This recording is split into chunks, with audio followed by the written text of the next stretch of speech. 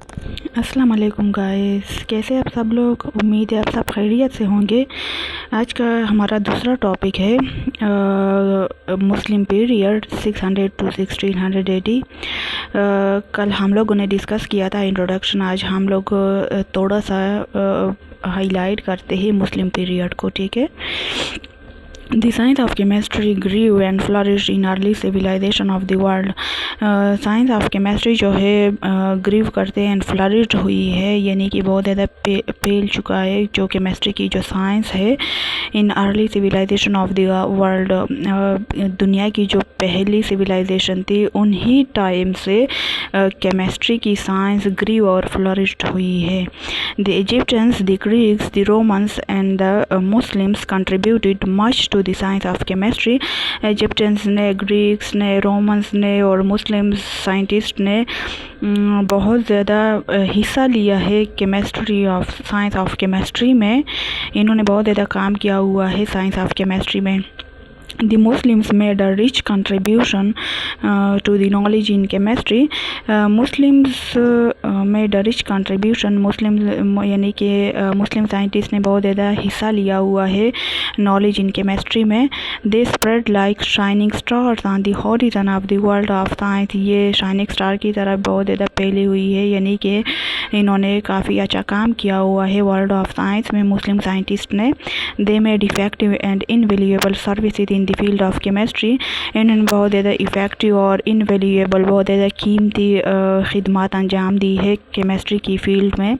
This period of Muslim is almost 100 years long, 600 to 1600 AD। ये अर्सा तकरीबन मुसलमानों का ये काम करते हुए केमिस्ट्री की फील्ड में तकरीबन 1 साल से ज़्यादा हुआ है, ज़्यादा अर्सा लंबा है।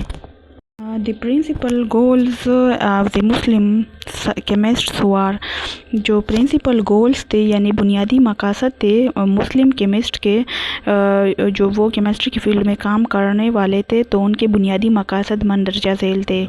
To find out methods to prolong life.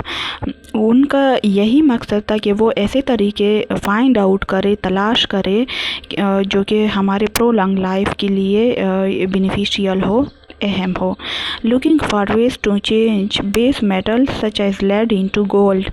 उन्होंने ऐसे तरीके ढूंढे या ऐसे तरीके तलाश करने की कोशिश की जिससे हमारे पास बेस मेटल्स जो है वो जैसे कि लेड है हमारे पास, फॉर एग्ज़ाम्पल ये एक बेस मेटल्स के तौर पे हम लोग यूज़ करते हैं कि इसको हम लोग गोल्ड में कैसे चेंज करेंगे। To find physical evidences to support religious and philosophical beliefs. उन्होंने ऐसे फिज़िकल एविडेंसेस, सबूत इकट्ठे किए या तलाश करने की कोशिश की टू सपोर्ट रिलीजियस, जो कि हमारे रिलीजियस मज़हब को सपोर्ट करने वाले थे और फ़िलासफ़िकल बिलीफ्स को भी सपोर्ट करने वाले थे। तो वो ऐसे ही तरीके ढूंढ रहे थे कि हमारे रिलीजियस फ़िलासफ़िकल बिलीफ्स को भी सहारा दे रहे थे, ठीक है। Though they failed in doing so, but they laid the foundation of the laboratory methods। ये साइंटिस्ट जो थे मुस्लिम साइंटिस्ट, अगर ये करने में, ये 3 तरीके ढूंढने में अगरचे नाकाम रहे, लेकिन इन्होंने बुनियाद रखी लेबॉरेटरी मेथड्स की, ठीक है। ये तीन नुकात को परफॉर्म करते हुए अगरचे ये 3 नुकात फिलफुल ना कर सके, इनको फाइंड आउट करने में नाकाम रहे, लेकिन इन्हीं को परफॉर्म करते हुए उन्होंने क्या की, फाउंडेशन यानी कि बुनियाद रखी लेबॉरेटरी मेथड्स की। These methods are still used in the modern chemistry. और ये लेबॉरेटरी मेथड्स जो है मॉडर्न केमिस्ट्री में इस्तेमाल होते हैं। The Muslim scientist discovered many elements. मुसलमान साइंसदानों ने कई एलिमेंट्स दरियाफ़त किए हैं, फॉर एग्ज़ाम्पल जैसे कि आर्सेनिक है, एंटीमनी है, बिस्मत है और इस तरह। They developed and used many laboratory instruments. इन्होंने कई लेबॉरेटरी इंस्ट्रूमेंट्स डेवलप किए जैसे कि फ़नल है, क्रूसिबल है, एसेट्रा। इस तरह के इंस्ट्रूमेंट डेवलप किए हैं मुस्लिम साइंटिस्ट ने।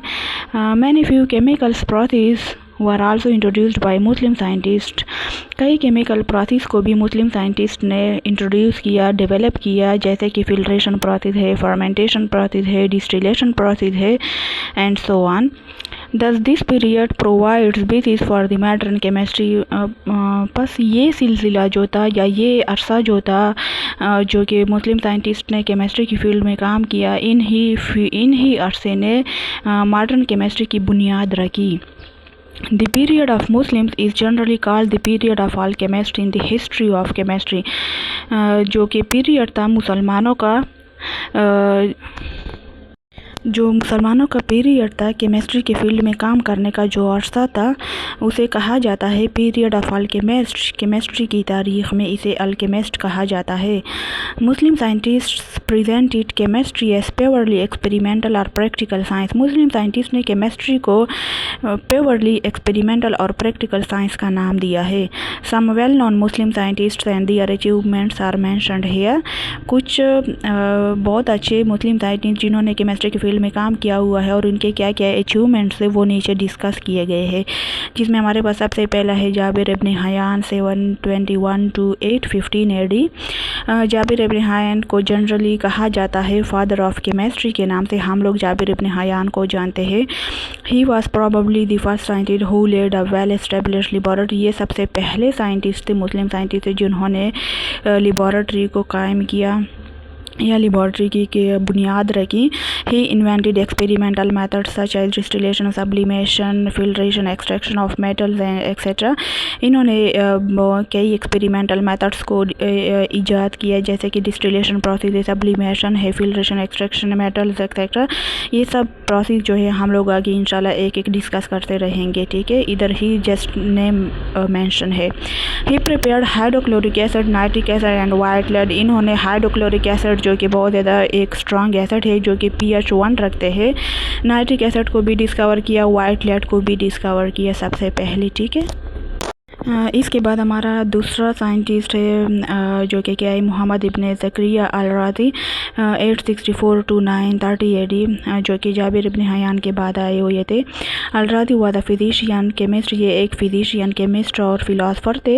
ही wrote 26 books but the most famous book was Al Asrar. इन्होंने तकरीबन 26 किताबें लिखे थे, लेकिन इनमें से जो सबसे फेमस था, मशहूर था, वो अल असरार था, ठीक है।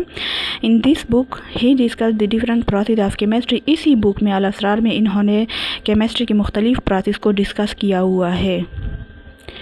He was the first chemist to divide the chemical. ये पहले केमिस्ट थे या साइंसदान थे to provide the chemical compound in 4 types, जिन्होंने केमिकल कंपाउंड को 4 टाइप्स में डिवाइड किया हुआ है। And also provide the substance into living and non living origin. और इसके साथ साथ इन्होंने सब्सटेंसेस को लिविंग और नॉन लिविंग में भी डिवाइड किया हुआ है। He prepared alcohol bye fermentation. इन्होंने अल्कोहल को भी फर्मेंटेशन के प्रोसेस से तैयार किया हुआ था।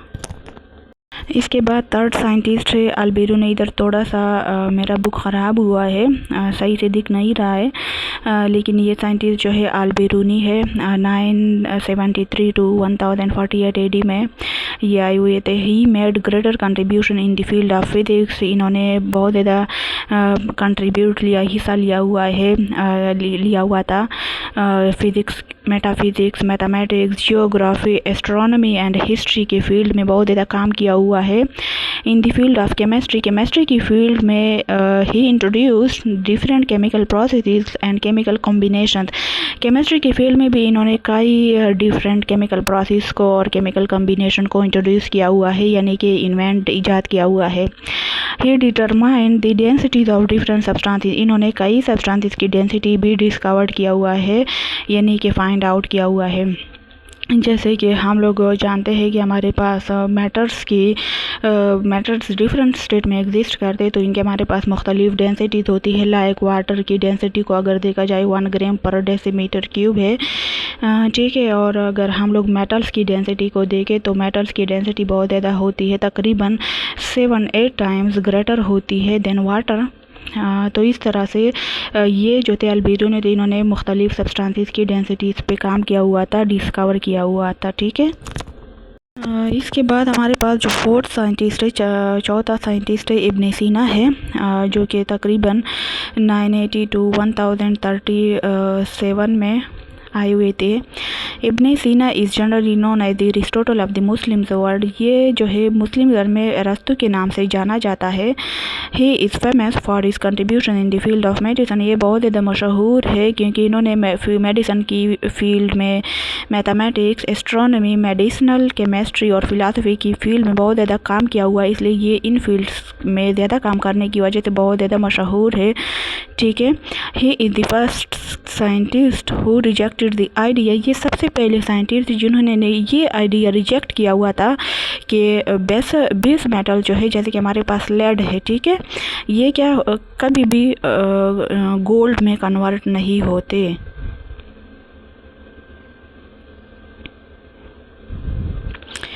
ही रोट मोर देन 100 बुक्स। इन्होंने तकरीबन 100 से ज़्यादा किताबें लिखी हुई है। These books were taught in the Europe for centuries. ये किताबें जो है यूरोप में कई सदियों तक पढ़ाए जा रहे थे।